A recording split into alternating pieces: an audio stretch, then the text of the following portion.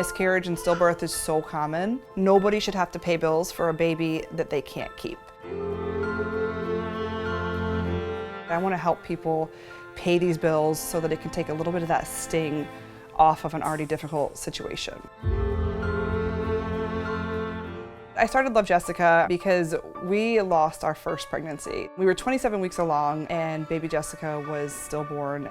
The doctors had told us to prepare for that, but we held on to that less than 1% chance of hope that, a miracle would happen and she would pull through. When we heard those words in the doctor's office, unfortunately, there's no heartbeat in the middle of an ultrasound. We were shocked. We were shocked. It was shocking.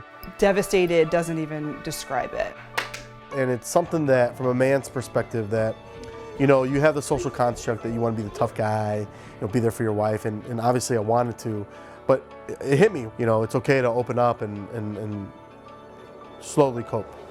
So the bills that come in after something like this has happened is not something that crosses your mind at all when you're going through the experience. You're not thinking when you get that book and you choose, do you want a burial or do you want a cremation?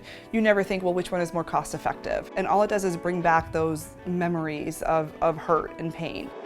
So that's where Love Jessica was born. I said, I want to help people pay these bills so that it can take a little bit of that sting off of an already difficult situation. So we try to make the process very easy and smooth given the fragile state and circumstance that these moms and families are in. I run Love Jessica out of my house. I just recently added 2 board members, so it's just 3 working moms trying to make a difference in honor of our babies. Since we launched on July 1st, 2020, what would have been baby Jessica's 6th birthday, we've been able to help 60 families. We've paid a little over $19,000 in medical bills for families in 23 different states. We have a lot of personal donors, which we're very grateful for. We have a couple corporate sponsors, which are very generous to support us, and we do fundraisers throughout the year, which have been successful. We're not able to pay all of the bills because hospital bills and doctor bills are expensive, but just being able to pay a portion of the bills lets these moms know and these families know that we can help honor their baby, and I want them to know that they're not alone and that there is life after baby loss. I think one of the just indirect benefits that Love Jessica provides is it's an outlet and it's acknowledgement. That these mothers and these families have lost a baby.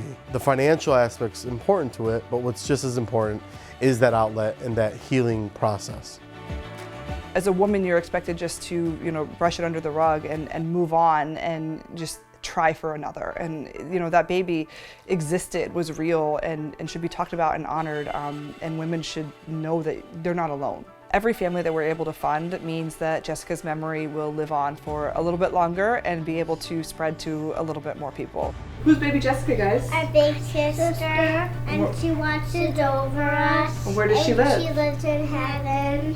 Do you think Jessica's looking down and proud of you guys? Oh, for sure. I hope so. Yeah, for I hope sure. so. I mean, one day when we meet her again, I want her to be proud of us. I want her to know that she wasn't forgotten, that she made a difference. Even though she's not here with us physically, I want her to know that the world felt her impact as much as we did.